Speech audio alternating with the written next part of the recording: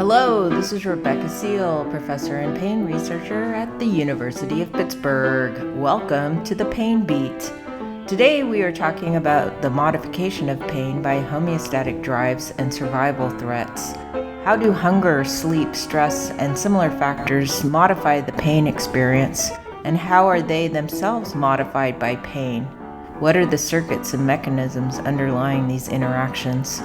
Our experts on this topic are Loren Martin from the University of Toronto, Nitsan Goldstein from MIT, Nick Betley from University of Pennsylvania, and Alban Latremolier from Johns Hopkins University.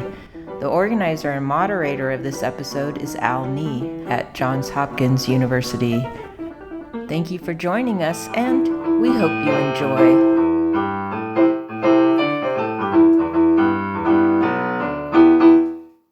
Hello, everyone, and welcome to the Pain Beat. My name is Al Nee. I'm a neuroscience PhD student at Johns Hopkins and the moderator of today's episode. Today, we'll be discussing the modulation of pain by homeostatic drives and survival threats. One of the most striking features about pain is the degree to which it can be amplified or dampened by both internal states and external contexts. Our understanding of these phenomena and the mechanisms that underlie them are rapidly evolving, and we'll be discussing them today. I'm joined by four experts on this topic who will now introduce themselves and briefly summarize their work. So we can start with Alban. My name is Alban Latremolier, and I'm a pain physiologist. Did my PhD about chronic neuropathic pain and then my postdoc in Clifford Wolf's lab.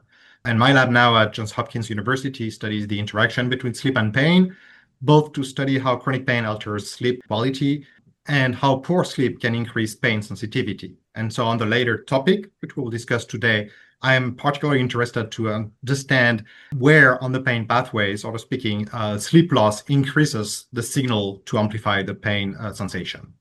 Next, Nitsan. Hi, my name is Nitsan Goldstein. I was a PhD student at the University of Pennsylvania, where I studied how pain interacts with different competing needs and how these competing needs interact in the brain. And I'm now a postdoctoral fellow at the Massachusetts Institute of Technology. Loren. Sure. Hi, Loren Martin. I'm currently an associate professor in the Department of Psychology at the University of Toronto, where I also did my PhD, but I was studying learning and memory and hippocampal synaptic plasticity. And then I did a postdoc with Jeff Mogul, where I became interested in pain perception and pain modulation using rodent models. And so my lab primarily studies how the brain constructs pain based off experience and context. And so we spend a lot of time building behavioral models in mice where we can isolate things like injury, context, stress, and social cues that we can then use to determine the neural circuits that control those behaviors and pain regulation, whether or not that's dampening or increased. Great. And last but not least, Nick. Yeah, my name is Nick Betley. I'm in the biology department at the University of Pennsylvania, and my lab is broadly interested in understanding how the reciprocal signals between the body and the brain lead to experience as an individual. And in this context, I'm not really a pain expert, but got involved in this work because of my work on hunger, and we found a neural circuit that suppresses pain when you're in severe levels of hunger. And so the lab's interested at everything from the molecular to the cellular to the circuit to the network level of how the body and the brain are coordinating your experience of the world. Great. Thank you guys for those introductions. I should mention that I'm currently working in Alban's lab here at Hopkins, and I did my undergrad training with Brad Taylor at the Pittsburgh Center for Pain Research. So I really want to begin this discussion by fleshing out the details of the pain behavioral phenotypes that you all have demonstrated.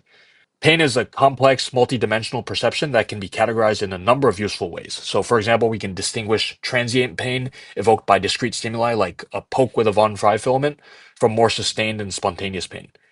In another dimension, we can separate sensory discriminative aspects of pain, so how intense the pain is, where it's localized, from affective motivational components, sort of the unpleasantness of the pain and how much it urges you to act.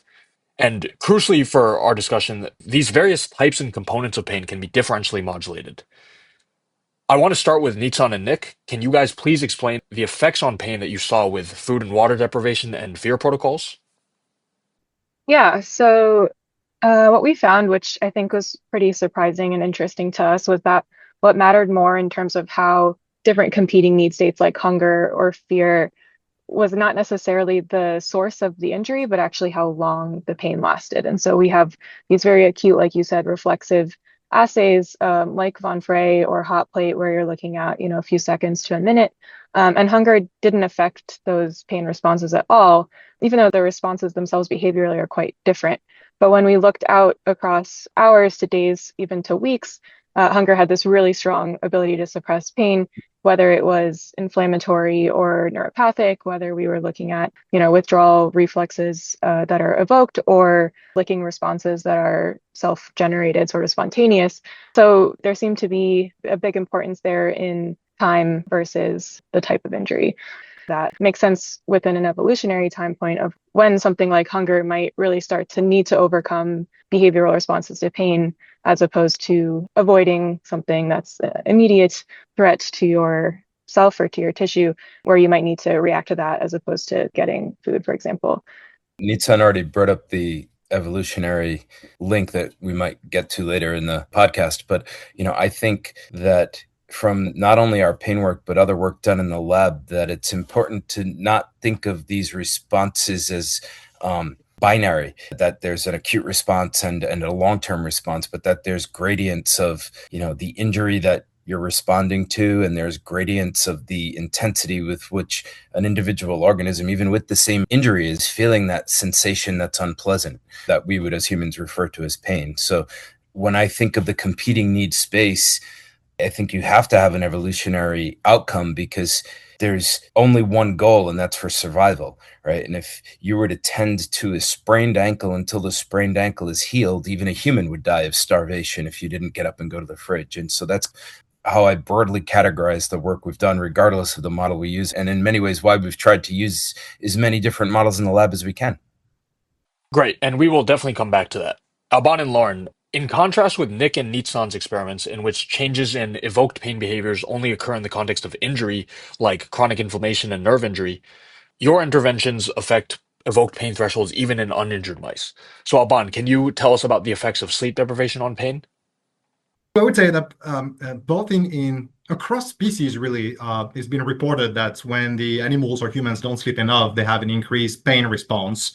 It's highly conserved problem, and so we tested that ourselves in the lab in mice, and we developed protocols to keep the animals awake without inducing too much stress, because that is known to impact pain as well, by providing them with novelty and toys, basically, to just keep them entertained instead of sleeping. So in a way, they're sleep depriving themselves, and then we're measuring their pain sensitivity with regular assays. And what we found, in a nutshell, is that sleep deprivation is going to lead to an increase in pain sensitivity, and it's actually very specific to pain sensation. So other sensory modalities tend to have a lower response rate when you're tired, but the pain response was increased. And it was really very specific when we did the Von Frey. So I don't know, maybe too technical here, but when you're in the range of innocuous stimuli, that was not affected. But when you started engaging in nociceptor activity, then the responses were increased. And we saw that also for the heat phenotype. Another thing that we found was quite interesting is the fact that there is an accumulation of this phenotype. So you can lose sleep a little bit and try to recover your lack of sleep the following night, but typically it seems a little bit longer to recover than just one night. You might have the accumulation of the effect of the sleep deprivation over time. And we found that this defect was gradually increasing to a point where, just to simplify, you were doing like 6 hours sleep deprivation per day, which is roughly just 30% loss. That would be the equivalent of losing 2-3 hours in our sleep time. By the end of the week, doing that 5 consecutive days, the mice were in the state of hyperalgesia, similar to a whole night of sleep deprivation. So there is this accumulation of the defect, and at this stage, we don't really know what's causing it. So I won't have any answer about the mechanism here. The other thing we discovered is that not every type of sleep problem is going to affect the pain circuits the same way.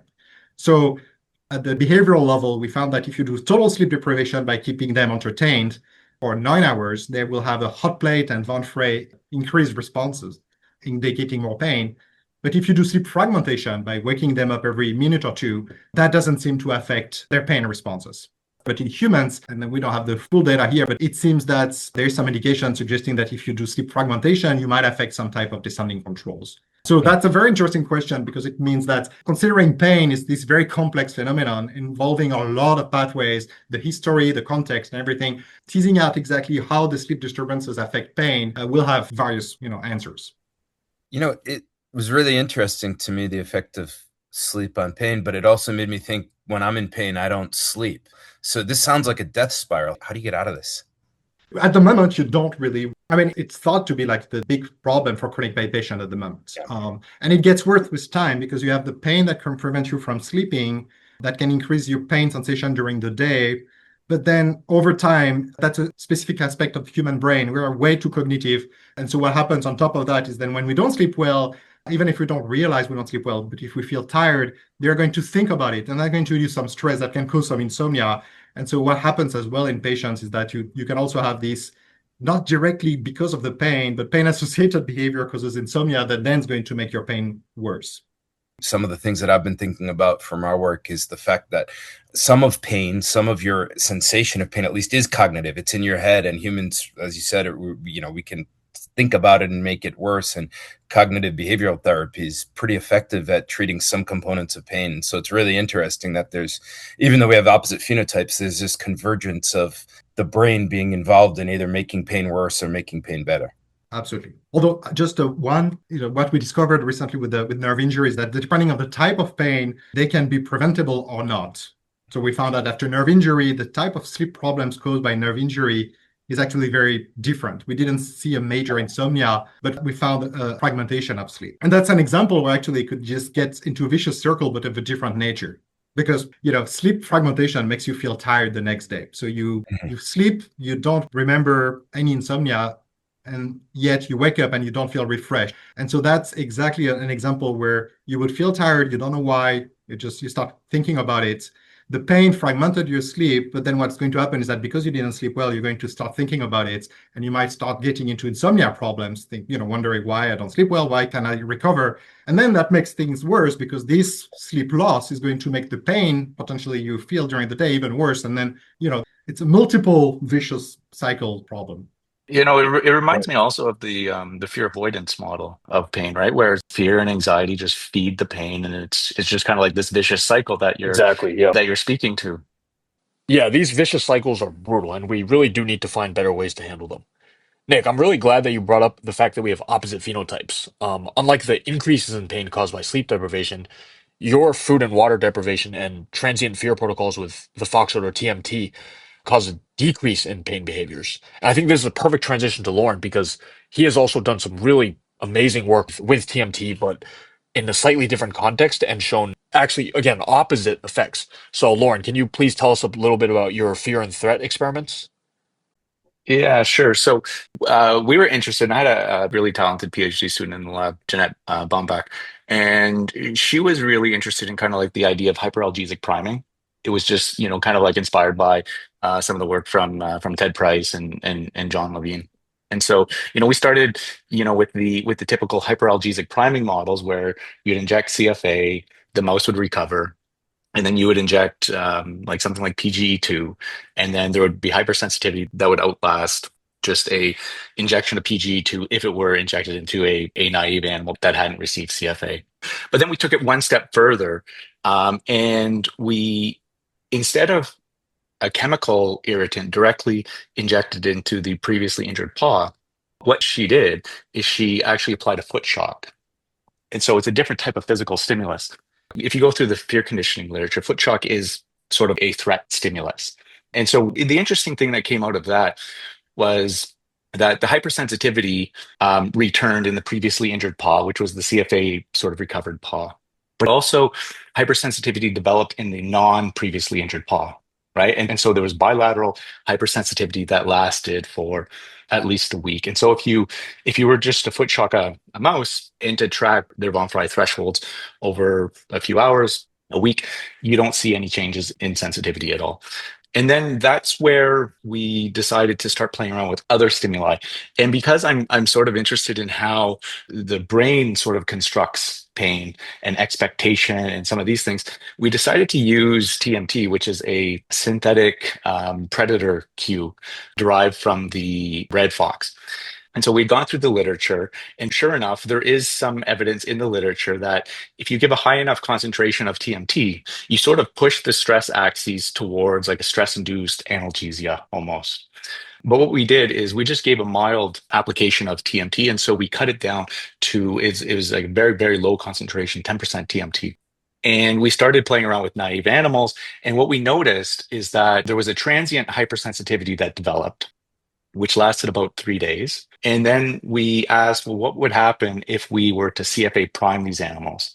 And so we primed these animals, and in the fully recovered animals, exposed as TMT, 10%, 5 minutes, the von Frey thresholds decreased quite a bit. I'd say probably, like 50%. And the sensitivity lasted as long as we tested these mice. And so we kept them around for 6 months. And the sensitivity persisted for about 6 months. And so, we didn't only measure pain sensitivity in those experiments, because TMT being a predator cue, it also elicits other behaviors like freezing and avoidance. So, and because it is a stressor, we also measured corticosterone responses in response to TMT in our naive and our CFA primed mice. And sure enough, in the primed mice exposed to TMT, you sort of tip the stress axes to a certain degree where it's much higher than the naive mice. And so we were going on kind of like this idea that what happens is that the CFA priming biases the system towards subsequent and future threats that makes it more responsive, so that the stress system, the HPA axis, now becomes heightened and overly sensitive. And so we did some behavioral pharmacology where, sure enough, if you block the HPA axis, at least the synthesis of corticosterone with the drug called meteropone, you can decrease all of the freezing, and you can decrease this long-term pain sensitivity. Yes, that's the primary finding from our work in that area. Right. And that phenotype that you discussed, like the extension of hypersensitivity beyond 6 months, is one of the most striking ones I've seen. So it is really incredible. And again, the contrast between what Nick and Nitsan see like transiently and that is really stark. So I'm curious, Nitsan and Nick, do you have thoughts on that transition of opposite effects of like when the threat is present versus afterwards? Yeah, I think evolutionarily makes so much sense that you would have different effects when a predator is present versus when there's a threat at all times of it returning, where you have these immediate like survival instincts that are saying, forget about your pain, you have to respond to this threat right now, versus where you may have these changes longer term that affect how you respond to stress, whether it's a sensory stimulus, where it would actually be helpful to be more responsive to those types of stimuli. So I think it's quite amazing, and thinking about how the neural circuits are different or the same, where you'd have a similar stimulus evoke these different types of responses depending on whether it's present, whether it was primed or not primed, is really fascinating. Yeah, and I mean, clearly, we actually pretty much know that none of our perturbations change the injury. The injury is the injury, and the Loren applying TMT, I don't think you think changes the injury, although the court result kind of suggests it may have a biochemical marker or a biochemical memory. So where do you think that is encoded? Or is it even in the periphery, like the immune system ramps up and then, you're hypersensitive forever? Yeah, I mean, it's a really good question, right? Because if you think of like just TMT and like the sensory detection mechanism, it's all through sort of either like nasal epithelium or olfactory signaling. And there's like a little bit of pathway work to suggest, and it's not so clearly worked out, but you do have like pretty robust activation of hypothalamic structures. And even we're starting to see this now, where you can trap neurons and you can look at like the dorsal medial hypothalamus or the paraventricular nucleus of the hypothalamus, right? They light up quite robustly. And so I don't think that the injury has changed, right? But I think kind of like what may have changed is sort of a set point where now that exposure and that subsequent threat just pushes the system over the edge, so to speak. I think pain is a consequence of this. I don't think that it's the end all be all, because I think it's part of a collection of behaviors, right, that the animal may express. And I know that we're going to talk about the evolutionary thing a little bit later on, but I think it's part of the evolutionary protective mechanism where if that system has been tipped towards protection, depending on what is in the best interest of that organism at that time, in that context, these specific behaviors are going to be expressed, right? And so depending on the nature of the stimulus, and in our case, TMT, whether or not it's just kind of a diffuse, ambiguous stimulus, the thing that may be in the animal's best interest in terms of protection is hypervigilance, where its hyperawareness is the thing that's going to protect the animal the best, right? And even if you look at like other species, like a number of years ago, Robin Crook had this really great story on squid and cephalopods, where they could injure a limb or a tentacle, and that would help the squid evade predation. And so I think it's part of the same sort of adaptive mechanism. And also a few years ago, Jeff Mogul had published something on fox odor, where if mice are in neuropathic pain, they will avoid the fox odor even when food rewards are present. So they will purposely choose to avoid the predator, which obviously makes sense in lieu of food, right? Which may actually tie into what's in the best interest of the animal. It kind of goes back to maybe the hunger discussion as well, where you're kind of like trying to balance priorities.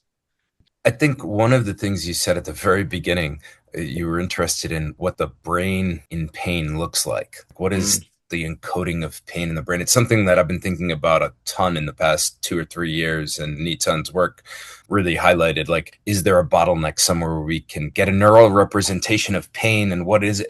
The slippery thing here is, what if it's 100 different things and they're not overlapping Venn diagrams? But I think it'd be super cool to take 8 of these models and look for the overlap in the Venn diagram. But like, what happens if they're completely different? Then what do we do? You know, this is something that I don't know the answer to. It's just... Yeah, it's a really interesting question, right? And I think probably is like 100 different things or however many different permutations. It has to be. We're all able to suppress pain in the lab. There's thousands of papers where, if you drive this one node completely out of existence, right? And you can't do that in a human. Yeah. We have other models too in the lab, right? Because we're just interested in this idea. And so we have other models where we will take an animal and we will condition it to a specific context. So you can do foot incision, you can do CCI, you can do formalin injection, acetic acid injection, and then you can return it in its injury-free state, more or less, and hypersensitivity will still be there. But if you put that same animal in a different context, it's not there, right? And we have another model of like social sort of observation pain, right? Where what can you learn and acquire from another animal in the environment? And so we just had a paper accepted on this, and there's a bioarchive preprint that we have out where we use a couple of these different models. And at least in those instances, there is a shared circuitry between those two models. But I'm willing to bet that if you dig deeper into, more cell type specificity, you'd have to find differences. Okay, I think this is the right time to explicitly frame my second central question, which is, what are the precise mechanisms underlying the phenotypes we've been discussing? This is not an easy question to answer because there are so many circuits throughout the nervous system that each encode distinct aspects of the pain experience. And between different pain models, like Loren mentioned, we are bound to see many similarities, but also many differences in the mechanisms. So let's start by discussing sleep. Alban, some people think that the effects of sleep deprivation on pain are mediated in the peripheral nervous system, maybe through an immune system mechanism.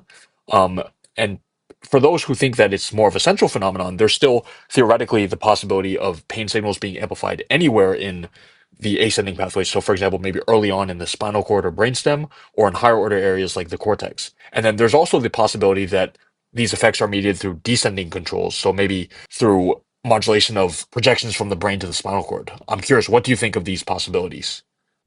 Oh, that's the easy way not to make any enemies. I think everyone is probably right. It's going to depend a lot on the context. For example, for the immune system. So the immune system is definitely under a very strong circadian and sleep control. And so if you affect sleep, you're going to affect your immune system.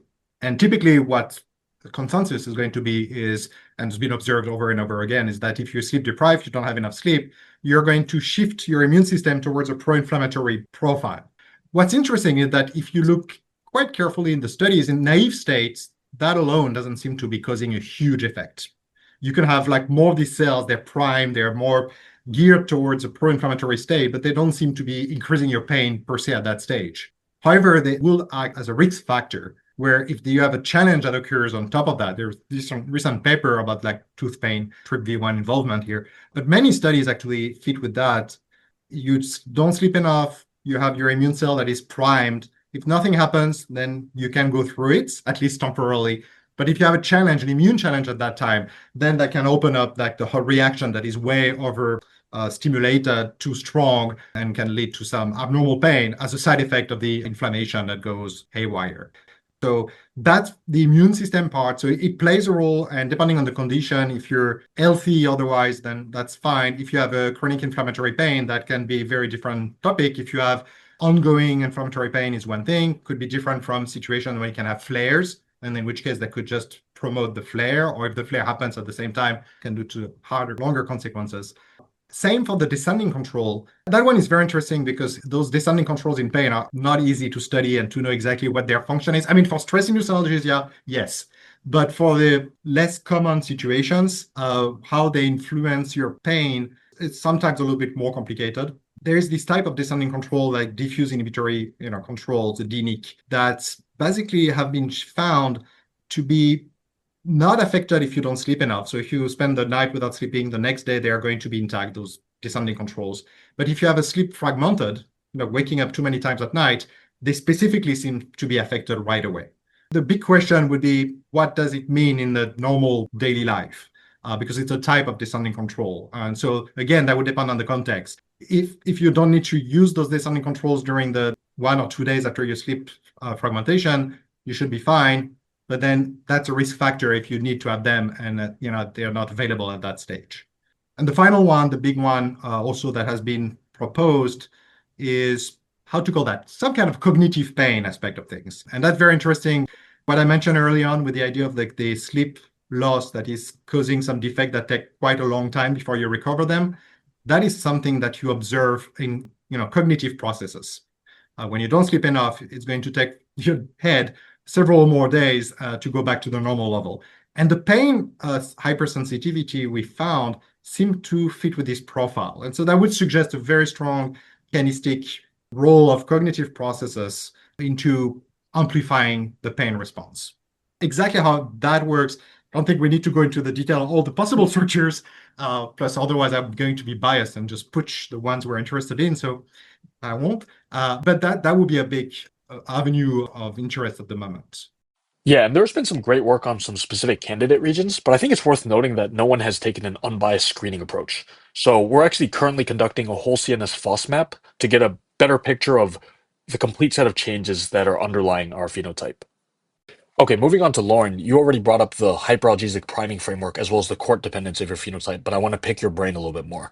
So in your model, you see a really potent bilateral hypersensitivity, and this immediately reminded me of latent sensitization, which is sort of a cousin of hyperalgesic priming. Both involve an injury, recovery, and then reinstatement. Hyperalgesic priming emphasizes the peripheral nervous system more, whereas latent sensitization is more centrally focused, but they probably largely occur together. But notably, bilateral hypersensitivity, I believe, is more strongly associated with latent sensitization. So I'm curious what you think the relative peripheral and central contributors to your phenotype are. This is a good question. And I mean, my personal opinion is that with the bilateral sensitivity, and that's why we sort of switched to the TMT, is because when we did start out with the CFA recovery model and then we had foot shocks, it was still peripheral input to both hind paws. And so we saw it in the previously uninjured but shocked hind paw. And so that's why we switched to TMT, because we wanted to remove peripheral input from the equation. With that being said, right, like the detection mechanism is still peripheral. It's still the activation of probably nasal epithelium, olfactory cells, but they do feed into central circuits, right? And so some of what we showed in the 2025 current biology paper was that at least the enhanced stress response. And so if you prime the animal with CFA, let it recover, and then expose it to TMT, there's an enhanced and there's an elevated stress response. And so naive animals they still show a stress response, but it's greater in the CFA primed animals. That goes away if you give a TRPA1 antagonist, right? And so just considering where you're likely to find TRPA1 antagonists is probably, at least in terms of the TMT detection sensory mechanism, it's probably on trigeminal ganglion. Right. And so we think that at least that's the input mechanism. And there's evidence in the literature suggests that that is the case. And again, not to give too much away in things being worked on, but we are doing the whole brain mapping on some of these TMT circuits, right? It's not as obvious as you think, where you would think that TMT just kind of lights up the brain. It's actually not like that. There's a lot of functional suppression as well that we are starting to see, right? So it is a really complicated mess of a problem, but it's an interesting one. Just given bilateral sensitivity and the input, there is work showing that it is activation of amygdala circuitry, hypothalamic circuitry, which all kind of feeds into the PAG for defensive responding, which makes sense, but also the PAG, important for descending facilitation, could play a role there as well. Great. Yeah. And the reason I wanted to come to Nitsan and Nick for this question last is because you guys, I think, have the most well-characterized mechanism for your phenotype, which is focused on parabrachial Y1 expressing neurons. So can you talk about what you've shown there and the experiments that showed it? Yeah, I'll hand this off to Nitsan, but I'll say that why we started looking at this was my interest in finding a bottleneck, a point through which you could recapitulate all of the aspects of pain in the brain. And so this was coming at it from a very naive perspective. And the more I learn, the less hopeful I am that we're going to find that. But I think we at least have found something that is a bottleneck for some long-term pain responses in the brain. And I'll let Nitsan tell you the brilliant experiments she did to identify the Y1 mechanism. Yeah, so I think this leads in very well because we're talking about trying to find where these systems converge. And with the hunger system, we were lucky in that there's this population of neurons that's activated during hunger. And when you activate them, for example, with optogenetics, you can reproduce, to my knowledge, almost all of the behavioral and even physiological responses to food deprivation. And so the original experiment was to basically activate those and say, does this recapitulate the behavioral effect of pain suppression? And then use that as kind of an entry to find where these circuits are converging, and then by nature find also where the pain information is coming in and where that's being blocked by hunger. And so in doing that, we found the parabrachial nucleus to be this site where, of course, many had shown previously that there's a large pain input from the periphery at this nucleus, but then it also projects widely to both sensory thalamic areas as well as affective amygdala, for example. And so we identified this mechanism where these hunger neurons release NPY, neuropeptide Y, and that acts on parabrachial neurons that express the receptor for NPY, the Y1 receptor. And that action on this receptor is critical for suppressing this sustained or chronic pain. And then when we looked at these neurons in the PBN, these Y1 neurons, we found that they are activated during pain, and then manipulating their activity can both suppress or amplify pain-like behaviors using human genetics. And so that's what led us to this mechanism. And then we went backwards and said, okay, can a similar mechanism also be responsible for the pain suppression by other competing needs? And that's really based on the idea that, if whether you're hungry or you're thirsty, if you're an animal out in the wild, it shouldn't really matter what that competing need makes you do as long as it's suppressing pain. And so it made sense to us that there would be similar mechanisms. And so we found that both thirst and fear also require Y1 signaling in the PBN to have this analgesic effect. And so we think that there's multiple NPY expressing populations in the brain that all act to suppress pain via this similar mechanism.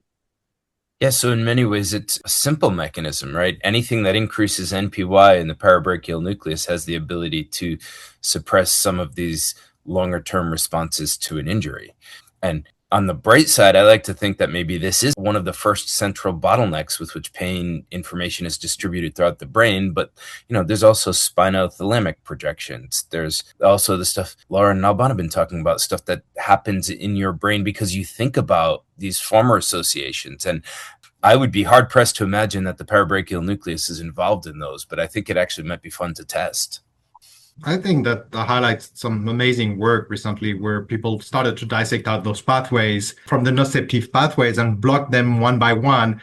The thing I found amazing, all this work, there could be Palmeter or Chufuma, is just actually they could remove a little component of the pain response. And to the big question of like, can you have one bottleneck early on, like to send a signal? Yes. And even that, as you just said, that's not going to be the only one. There are multiple ascending pathways. But the fact that the complex response it does involve specific circuits and they all work together. It's quite amazing to see. I really love those studies where it's just like remove one aspect of the pain response. Animals that don't lick the paw, animals that's the original one for the parabrachial. Animals had absolutely normal pain responses until someone decided to look at when the mice would jump out of the hot plate. And that's where they found this part of the pain response. There's all those different aspects that work together that lead to this, eventual pain sensation. One notion that would be interesting to dissociate is the nociception and then the pain per se. That has a big difference because nociception, the real big question for me nowadays is trying to think, where does nociception end and where pain starts? Because in the easy earlier days, you would say that's spinal neurons that project into the midbrain or whatnot, and that would be nociception and that's the end. But now we're realizing the integration of the signal starts earlier than expected. So there's this distinction about like what is nociception, the detection and immediate response versus then the more complex set of reaction that occur in the brain per se to cause pain. I was just gonna say it's an interesting point. I think about it a lot too, because when we activated these neurons, it's not like the mouse went around and started licking itself. It behaved like a very stressed, anxious mouse. And then when we poked it, it had this exaggerated behavioral response. But does that mean the mouse was walking around in pain? And I think that's really hard to show in an animal. And what is the difference between a pain state if you remove some sensory stimulus versus a really stressed state versus really anxious state? Like, what are the differences in the circuits? And then, how can we pull them out behaviorally when we can't ask what a mouse is feeling? So can I ask, in your model, primarily is it von Frey? What other pain behavior assays did you look at, or did you look at any others? Yeah, so we looked at formalin, and all the effects that we saw were specific to the second phase. And then we did CFA inflammatory models and SNI. And so CFA we did von Frey, and SNI we did von Frey and also acetone, and saw very similar responses across the board. Because what you said about the mouse was sort of walking around kind of like anxious, and also like the parabrachial is very and maybe the thinking has changed a little bit, but like usually important for like almost like as an affective distributor, right? And so I'm just wondering whether or not, and I think I got to the beginning, I don't know if someone had mentioned affective motivational. I'm just wondering if you guys had looked at, like, if you stimulate these neurons, are they just aversive? Yeah, so they're very aversive behaviorally. We do a conditioned place avoidance assay and we see massive avoidance. And so they're aversive in that sense, and they can learn to avoid that. I think one of the interesting things that kind of ties in some of what Alban was saying is from a very mechanistic point. These Y1 receptor expressing neurons in the PBN don't fit the model of what I would consider a cell type. I mean, they are unified as a cell type because they all express the Y1 receptor. But if you do sequencing and classify cell types molecularly, they don't fall into a discrete category. They actually, the Y1 receptor is distributed across the 10 or 12 other categories that other people like Richard Palmer have come out with in their sequencing categories. So it fits, everybody's data is saying the same thing. And so it may be that the Y1 receptor is expressed on all of these different subsets in the PBN, some of which may allow you to recapitulate the removal of the sensory component in the parabrachial nucleus. So there's, I think there may be a more directed line of a type of nociception that is relayed to the parabrachial nucleus, which is a glutamatergic nucleus. So it could lead to some sort of recurrent activity in the nucleus that leads to an export of that signal to the rest of the brain, where we get these unpleasant states that are associated with the activity of these neurons. So, I think the combination of the activation and see what these circuits are doing, but the removal of the distinct components. I mean, one of the dream experiments that's going to be incredibly complex and require $10 million to do. And the question we could ask a scientist is it even worth doing, would be to knock out just the Y1 expressing subset of each of the distinct parabrachial nucleus populations of neurons, and record from those neurons during different nociceptive insults and during different pain states. And that would give us an idea of, what's the difference between nociception and what's the difference between that thing that stinks after an injury when you're sitting on a couch and like you don't want to get up because it hurts. That's the thing I want to really find, is what does that look like in the brain? All of the other questions are interesting, but the one that we've been trying to focus on, we haven't found it yet, but I think we have a couple of clues, at least in the parabrachial nucleus, and it'll be interesting to see if, there's convergence with other circuits in the brain or other networks in the brain that are mediating that same type of feeling in the individual. Yeah, Nick, I think one of the really striking find in your paper was that, like you said, like the Y1 neurons are not a single population. They're distributed. It's not like the CGRP neurons, which are like really concentrated spatially together, but the Y1 neurons are much more diverse. And also not only transcriptomically or anatomically, but also functionally, adding the miniscope to even functionally look at, the lick on versus the sustained pain neurons. Can you comment on that? Because I think that's a beautiful example of what a miniscope calcium imaging can achieve that photometry can't. Yeah, I mean, that was lost largely in the miniscope, except for our collaboration with Ann Kennedy and Amadeus, who were able to model the photometry and say that something was amiss. And then Nitsan had been trying to do miniscope on these neurons for years, and it wasn't her inability to do miniscope. It was the fact that we just didn't have enough of these mice. That's why it wasn't in the original preprint. But yeah, Nitsan, tell them what you felt the first time you saw these recordings. Yeah, I mean, we did photometry first, and we'd kind of seen this. We'd seen these little bursts in activity when the animal was licking, but then we saw this kind of gradual increase in the baseline. We didn't really know what it meant, because a lot of times people in photometry will really only look at those spikes in activity. And so doing the miniscope was really helpful for us to see that they were different populations that were activated during licking responses. And then this other population was pretty small, 25% of the neurons, where you could see this gradual increase in activity across the assay. And so that's validated a little bit what we were thinking, which is that these neurons are involved in this pain state, quote unquote. And do we have a cellular sort of mechanistic way to measure that? And then what's happening during hunger? And for that, we use the modeling. And then also I went back to photometry to show that you don't get that slow increase in activity when you do food deprivation or exposure to TMT.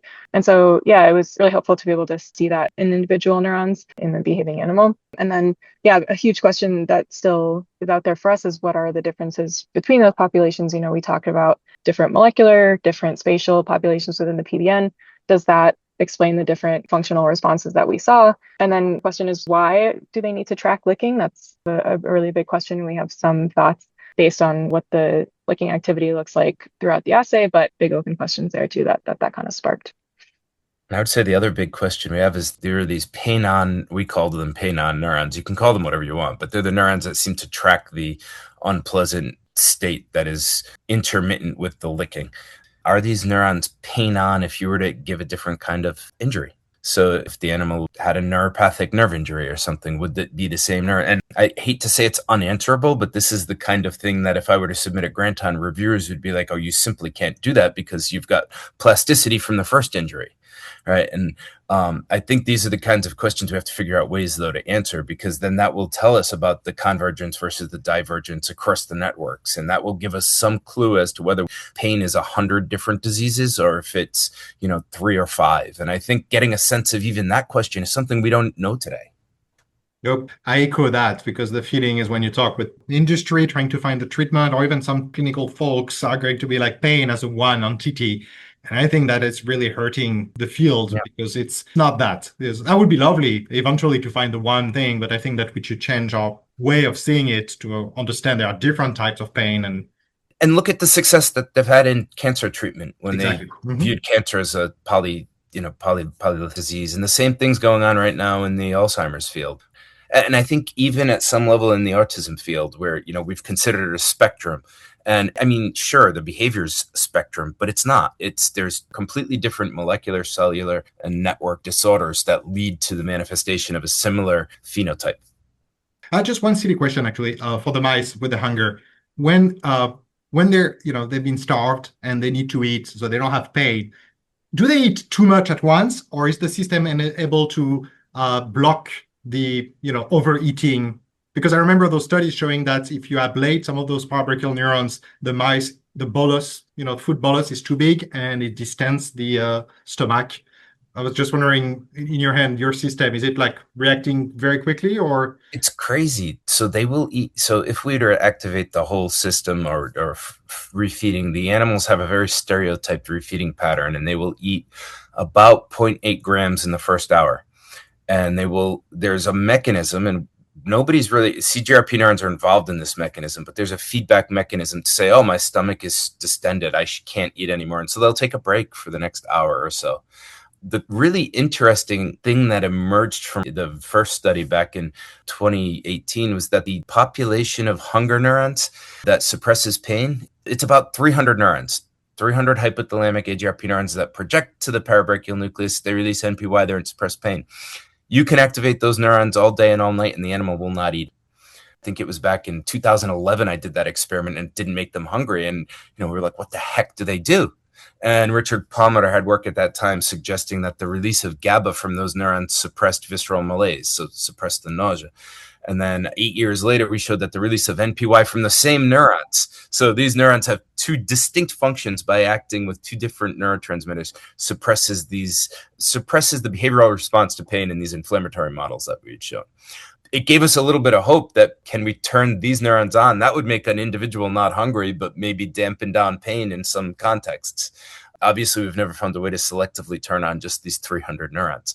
But it's nice in that it dissociates the hunger phenotype completely from the ability to suppress pain. So it's not like a distraction from being too hungry that exists. But the hunger system is really what got me thinking about that we would find a bottleneck for the pain system, right? Because these hunger neurons really do, the 10,000 of them really do seem to recapitulate everything that a hungry animal will do. But you can break apart, just like Chufuma and Richard Palmer are doing with the pain system, you can break apart subroutines of the hunger system by breaking apart the anatomical subpopulations of these neurons. And obviously the molecular layering with what Richard and our lab has done over the last 10 years. It almost hurts me to move on from the mechanistic discussion, and we've already touched on this, but I want to focus now on the merits and limitations of evolutionary explanations. So, natural selection explains most of the features we see in organisms, but it's not perfect, and it can sometimes leave bugs in the system. To me, Nitsan and Nick's hunger, thirst, and transient fear phenotype is very obviously adaptive, because when an animal is facing an urgent survival threat, it shouldn't, in the interest of its survival, focus on ongoing pain. On the other hand, it's much harder for me to see the adaptive value of the phenotypes that Alban and Loren have been discussing. And importantly, this is not just because they increase pain sensitivity. Pain hypersensitivity can be adaptive, and a beautiful example of this is Robin Crook's squid work. However, Loren, the 6+ months of hypersensitivity that you see in your primed animals seems to me that it almost has to be maladaptive. And it might just be a limit of the system. What do you think of this? Maybe it starts out to be adaptive, but maybe like how you just put it, right? Maybe there is a bug in the system where the system has been tipped and there's just no recovering from it, right? And so what is an adaptive feature does progress into sort of a maladaptive phenotype. But like the other thing to consider, maybe what started off as a finely tuned adaptive mechanism meant to enhance survival by creating a state of hypervigilance, maybe it's just turned into overgeneralization, and that overgeneralization is what has shifted this system towards maladaptive. But it's kind of like an interesting thing. I think like the next thing that we'll probably talk about is like the translational part to this, right? But also like aside from the evolutionary bit to this, like the way that I do like to think about this is how organisms or certain individuals may suffer a similar injury and then subsequently go on to develop different chronic phenotypes or a chronic phenotype should that affect an individual, right? And so you just take some of our TMT work where there is an injury, they recovered. If that animal is exposed to kind of like what we consider like a psychological trauma or a stressor, that brings back some of the sensitivity, right? And so in that case, it's not so adaptive. It would be sort of considered maladaptive, I would think. Right. So, Nitsan and Nick, feel free to jump in for sure. But I think regarding this question, your phenotype is very obviously adaptive, given that when an animal's starving, it doesn't have time to tend to ongoing pain. But Alban, sleep deprivation induced pain hypersensitivity is another thing that I find the connection to adaptivity, dubious. So could you comment on what your thoughts on that are? Yeah, animals are bound to lose sleep, or individuals, for a reason and another. And so is there any, evolutionary pressure to avoid bigger problems? I'm just thinking, when you're sleep deprived, another thing that happens is that for some reason you increase your risk taking. Your attention is not as good, so you're more likely maybe to trigger an accident. One could propose in that regard that increasing your pain sensitivity if you didn't sleep enough could work as a defense mechanism, because pain is, after all, a defense mechanism when it works fine. When it's just nociceptive pain, it tells you there is a danger, you're about to hurt yourself, so you need to know to stop or not to do it again in the future. So you could imagine that being sleep deprived, increasing your risk taking, which is a very interesting question. We don't know why it happens. In a way, it's bound to make you have some accident. And so if you have more pain upon this accident, that could have some kind of survival interest so that you don't go too far. I'm not saying I believe that's the case, but I would think that could be one possibility.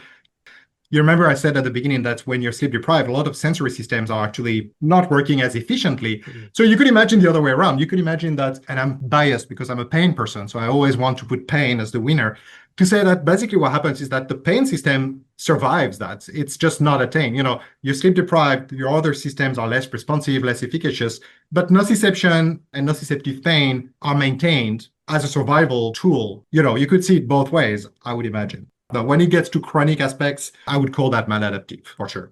I see. Yeah, I certainly see an argument for the adaptive value of when the other sensory systems are blunted, preserving one as a protective mechanism there. Well, yeah, if you take the hypothesis that the pain itself has a protective value, if you take that and the risk-taking aspect of it, because that's right. This needs to be confirmed, but that would be one possibility. But it's complicated because we don't know why we sleep precisely. We don't know what happens precisely during sleep. We have some hypotheses, but we know that if you don't sleep, you die eventually. So not good. But it's a longer term. It's not like hunger. And so that makes it a little bit harder to just pinpoint exactly a survival role. Right. So I think with that, we can transition to the last major question, which is what are the translational implications? I think that there are some pharmacological implications, but also non-pharmacological. So because Nitsan and Nick kind of missed out on the evolution discussion, maybe you guys can start. Yeah, I think our approach to this was to think about how the brain has within itself the power to suppress pain. Are there other systems in place? And I think that's kind of the most exciting thing in terms of therapeutics that came out of what we did, is that, yes, there seems to be other relatively simple targets that are endogenous to the pain circuits in the brain that you could target. And so, the pathway, it's expressed in other areas, not necessarily without side effects in the same way that opioids are not without side effects, but it's an area that I think is worth exploring. Yeah, I think the most tractable way to think about it is exactly what she said. There are endogenous analgesic pathways in the brain. So the brain has within itself the power to suppress pain. I think that alone is interesting when you think about non-pharmacological treatments, behavioral treatments. What are the things that one can do to rewire their brain, and how can that be trained? And I don't think we're there yet with it, but I think that it really opens up the door to looking at that much more carefully. Pharmacologically, what is the potency of NPY1 agonists in the parabrachial nucleus? How do you target the parabrachial nucleus? How do you not make an animal hungry by delivering NPY throughout the brain? How do you not get it in the heart? There's a lot of headwind to that. So Nitsan had said in the mechanistic section, right, that 20% of the Y1 neurons were pain-on neurons, right? And 20% of the parabrachial neurons are Y1 neurons. So it's about 4% of the neurons in the parabrachial nucleus. And we still aren't mechanistically there to identify the 4% of neurons.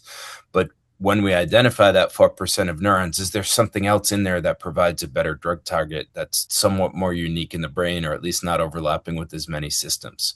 And finally, the last thing I would say is, what are the potential allosteric modulators that could be applied to the neurons to, say, amplify NPY signaling? All right, so we already have this endogenous pathway. Can we just turn up the volume on that a little bit? And will that have an effect on pain? Maybe it doesn't cure chronic pain, but modulating NPY1 neurons in the PBN is not going to cure the thing that's leading to chronic pain unless the thing is plasticity in that circuit. Right. So if it's plasticity downstream of the spinal cord, maybe it can cure that, but it's not going to cure a nerve injury. It's not going to cure diabetic neuropathies. It's not going to cure, a fused vertebra or whatever's happening in your body.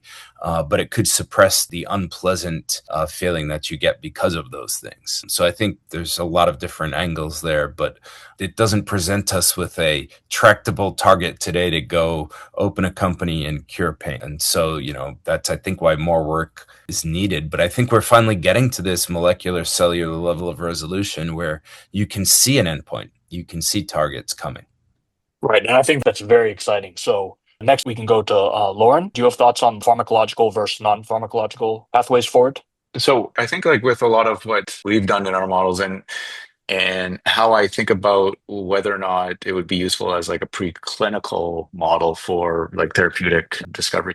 I do think that non-pharmacological information can be gathered from it, right? Like because like I think the main takeaway within a clinical context is that the history of a patient may matter. And I think that this is something that is really critical that is not always actually considered, right? And so if you take our CFA, recovered animals, like if you were to test those animals on von Frey, they appear non-sensitive. It's just following the exposure to the predator threat that now you reveal this hypersensitivity, right? And a lot of our work has focused on like that stress system, which sort of suggests that there might be like a critical window in which you might want to intervene with stress signaling or even following a trauma, depending on patient history.